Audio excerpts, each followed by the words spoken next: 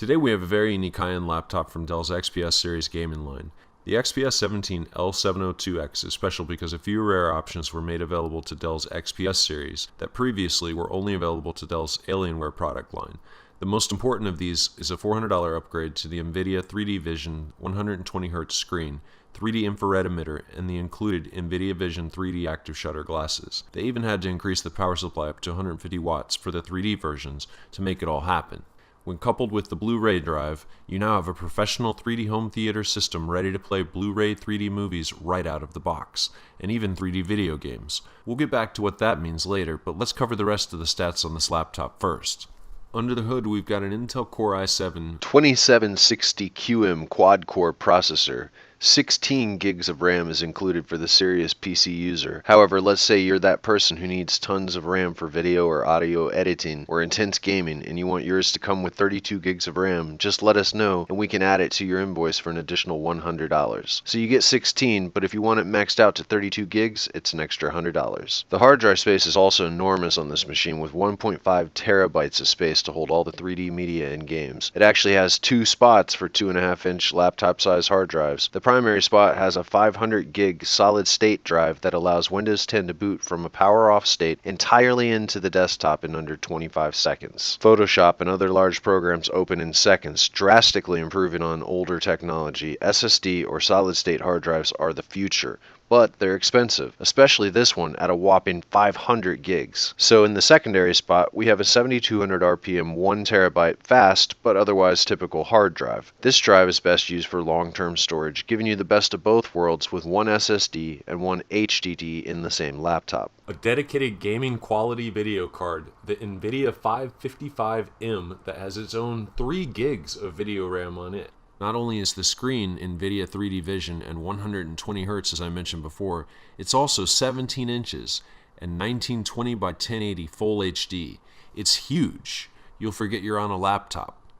Huge. The optical disc drive I mentioned earlier can read and write both CDs and DVDs, but it can only read Blu-ray disc. So it's not a Blu-ray burner as I had hoped when I first read the description myself. Dell included a JBL Audio 3-speaker surround system that has a very large sub that gives it surprising bass. It also has 2 headphone jacks that's nice for sharing a 3D movie on an airplane. It has an HDMI port to display your laptop on a large TV or projector, but please note that 3D will not be supported unless the TV is 120 Hz or higher. More on this part later. It also has 3 USB slots. 2 of them are USB 3.0 and the other is a USB 2.0. Other ports include an eSATA port, 1/4-inch analog microphone input, 9-in-1 card reader for your photos, and a Dell-style mini display port. It has a web camera, a full 100-key keyboard with number pad, and the usual touchpad that you might expect. It has a normal wired RJ45 internet port, but there's also Bluetooth and wireless in internet on the removable LAN card internally. It also has an internal mini PCI Express card slot. These can be used for things like TV tuners, cellular Wi-Fi, also known as WWAN, or even SSD hard drive. It includes 1 pair of 3D glasses with the laptop.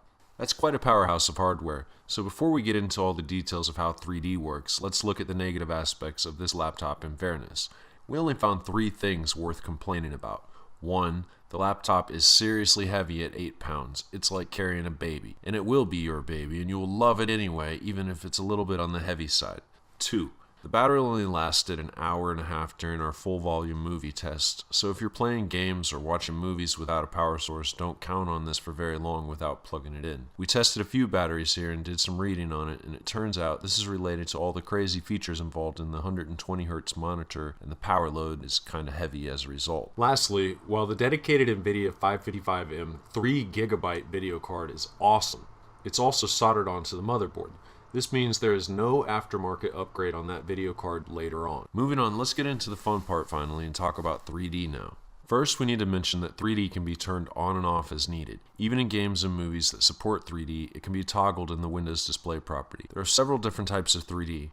From the old red and blue glasses our parents and grandparents grew up with to polarized and shutter technology in modern systems. This laptop uses active shutter technology using NVIDIA 3D vision and can play side-by-side movies, 3D Blu-rays, and 3D games and movies. To show you 3D in a YouTube video is complicated because you're not wearing the special glasses on your own eyes. But one way I can show you this on a video is using NVIDIA's configuration screen for the glasses. On this setup screen, NVIDIA is verifying the glasses are working by asking the user if they see a different image when closing their right eye and then their left eye. This is active shutter technology. Each of your eyes is seeing a different image. Usually when we're looking at a game or movie using a video camera, the different images in each lens is harder to notice. But on this configuration screen, we are looking at entirely unique images, so the difference is obvious. Where without the glasses at all, what we see looks like a slightly blurry image. So we start here to show you that you're getting an entirely different image for each eye. How do they do that? A shutter, or active shutter technology, just means that we are blocking a lens for a brief moment. Like with a camera, the clicking sound that we hear when we take a photo is the shutter. So with these active shutter 3D glasses, we are actually looking through a lens that is blinking very fast, and at the same time they are alternating between left and right. In fact, the 120 Hz screen is flashing half the images to each eye at the same time so quickly that our brains are tricked into seeing in perspective. This is also why Dell needed to upgrade the screen for the 3D version, and also why we can't plug the HDMI cable into a normal TV and expect 3D output to work. Only some plasma and 3D ready TVs can support the high hertz requirements of active shutter technology. Active shutter also requires an emitter to keep the glasses in sync with the screen. It basically keeps the drum beat for everything else to play along together. To summarize the technical aspects of NVIDIA's 3D vision, it's quickly showing each eye an entirely different image at the same time to achieve depth perception. 3D movies are created with two cameras mounted close together just like our own eyes. The two cameras allow the director to show the distance perception on an entirely new level. So let's take a moment and stop being technical and look at this from the perspective of the artist. The game designer or movie maker now has a new tool to use to bring more feeling into the scene. Objects are closer to us than before, or much further away than they could have shown without 3D in the past. Things like raindrops or an insect in the foreground seem to move out of the screen, where mountains or lightning in the distant background by contrast seem even further away. A documentary with a blooming flower comes to life, and a splash of water at the camera might make us jump. In art, things like perspective, vanishing points, and depth using foregrounds and backgrounds now have a much deeper role with 3D because it pulls the viewer into the scene. I can feel the vastness of an empty canyon, and I can almost touch the honeybee flying past. In video games, this new tool can be used in several different ways depending on the type of game and how the designer utilizes this new depth or space, if you will. Let's start with car driving games because everyone can relate to that. Driving games are especially improved with depth perception for the same reason it helps us on the road driving a real car down the highway. With 3D, I can tell much easier if I'm about to crash into a light pole or if I'm just noticing a strange object in the background as I fly around a corner. Now, the light pole is clearly closer to me and clearly a separate object from the background. Other types of games, like first-person shooters, vary depending on the game. For example, playing a game online against real people, I suspect I was the only person on the server playing with 3D glasses, but it did not seem to improve on my average statistics without 3D. Meanwhile, first-person shooters based on single-player storylines such as the Batman games, Tomb Raider, or Skyrim were amazing in 3D because it makes objects stand out. Area effects are much more realistic. In these games, the use of 3D was much more like a movie would be. Role-playing games, strategy games, and city builders seem to make very good use of the extra space or perspective because many of these games display both stats and item descriptions at the same time we are playing the game. The game makers have used this space to show off special effects in 3D while keeping the text and stats in different levels of depth to separate what is really part of the 3D world versus the stats and details behind the scenes. Overall, I was surprised to see how much more has been going on in some of these games that I'd ever seen before. I personally went back and replayed several of the Batman games and Tomb Raider just to experience it all again with a new perspective. However, with that said, I do have a few complaints worth mentioning about my experience. 4 complaints to be exact. The biggest complaint is that not all games support 3D. Many titles that you would expect to support 3D don't. Meanwhile, other games that don't even mention that they do support 3D actually do, such as the new Battlefield 1, for example. So if you're interested in a specific game, make sure you do your homework first. The second most important issue was that each game seems to have a slightly different level of depth, and it needs to be adjusted for each game. To do this, it requires the user to Alt-tab back into Windows and open the NVIDIA display properties and then adjust the depth. I did learn later there's a hotkey combination to do this in the game using Control F3 and Control F4. The same 3D vision hotkeys were also a bit annoying because it pops up a message every time a 3D game was started, explaining that it was active and instructing me to press Ctrl-Alt-Insert to make the message go away. This happens every time a game is started. And 4, in some cases 3D complicated things and the screen didn't look right until we made adjustments. There were at least 2 games where we had to disable shadows in order for the 3D to work correctly. Both of these were easy to fix after a Google search led us to other gamers discussing how to fix the issue. Another game we had to disable name tags over the users because they were especially distracting in 3D mode. A few of the games were a bit hard to enable 3D support because the Hertz settings was separate in the in-game menus,